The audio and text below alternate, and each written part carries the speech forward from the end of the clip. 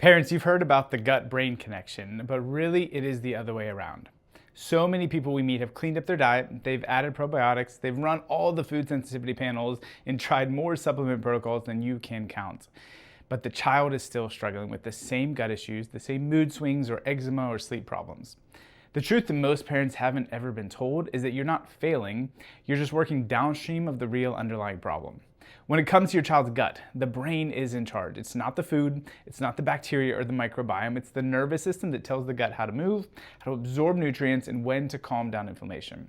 When that system is stuck in stress mode, there's no gut healing protocol on earth that will give you the breakthrough that you're searching for.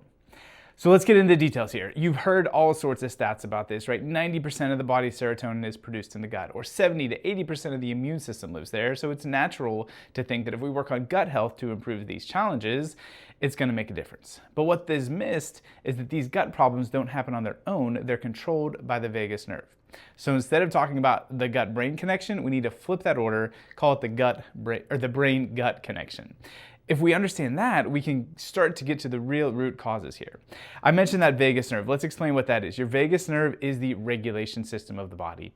It is what's called the parasympathetic mode of your nervous system. There's the sympathetic parasympathetic balance, or what we call the gas pedal versus brake pedal. Your gas pedal is your stress response, that sympathetic fight or flight mode that you need if you're in a survival mode situation.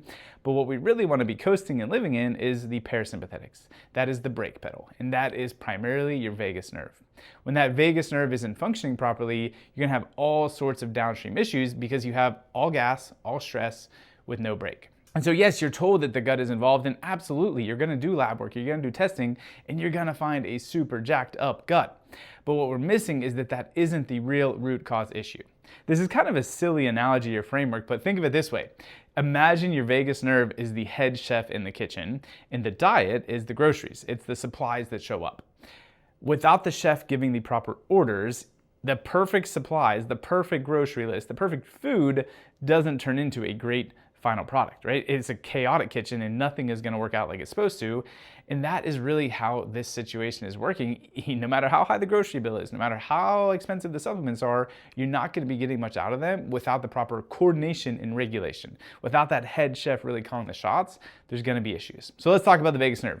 Think of the 4 jobs that it has within this context. The first one is just motility. What that means is moving food through the gut and the GI system. When that's not working properly, we're gonna have constipation, super common issue that we're seeing with kids, but we're also gonna have toxic buildup because when food doesn't move properly, when it's not going through your gut and your digestive system, now we're starting to have those toxins build up. So we have movement, then we have absorption. Absorption is not just putting the right nutrients into your body, it's absorbing them into the bloodstream. Something that I find myself saying a lot is that phrase, you are what you eat, isn't really complete. We should say you are what you absorb, because even if you put the perfect nutrients in without breaking them down and getting them into the bloodstream, you're not really getting the most out of them. And that's really where the nervous system is key. So we have motility, we have absorption. The next one's assimilation. It's getting nutrients into the bloodstream and then getting them to their proper final destination, right? It's making sure that everything ends up in the right organ or gland systems that they're supposed to. And then finally, that fourth really important role of the vagus nerve within this gut immune system context is inflammatory control. Your vagus nerve is basically your body's inflammation off switch. It's what shuts down that chronic inflammation response, which is why so many people that we see struggling with any sort of chronic inflammation or a dysregulated autoimmune system or allergies, we can trace it back to vagal tone dysfunction. We can trace it back to a gas versus brake, a stress system imbalance, because that's at the root or the foundation of all of it. So this makes sense, right? We're tracking, it's not gut-brain, it's brain-gut. The vagus nerve is at the root of that. The next question is, well, how does that go wrong? How does that go south? There's so many ways that can be thrown off, right? We have a million different stressors in life, but what we see over and over again that no one is talking about is this cascade that we call the perfect storm. And that's prenatal stress, birth trauma, then extra early life, either antibiotic or toxic exposures. Prenatal stress is a huge one because so many of the moms going through that pregnancy journey are not feeling well supported. Maybe you had a challenge conceiving, maybe you had a prior loss, and so your body is in that survival mode state throughout the whole pregnancy. That means that your newborn is being primed for survival and stress as well. So we have that starting point. Prenatal stress is really locking that neurology into that stress response. And then we add to it birth trauma or birth stress.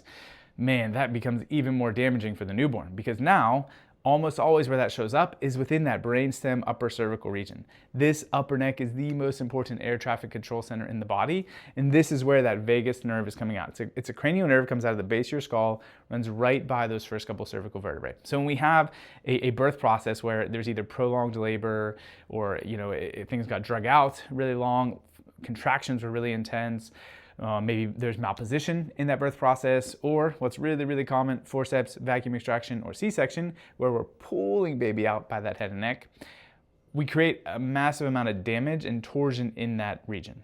What that's going to do is make it a lot harder for that vagus nerve or that brake pedal to do its job of regulating the gut, regulating those 4 functions we just talked about: motility, absorption, assimilation, and then controlling the inflammatory response.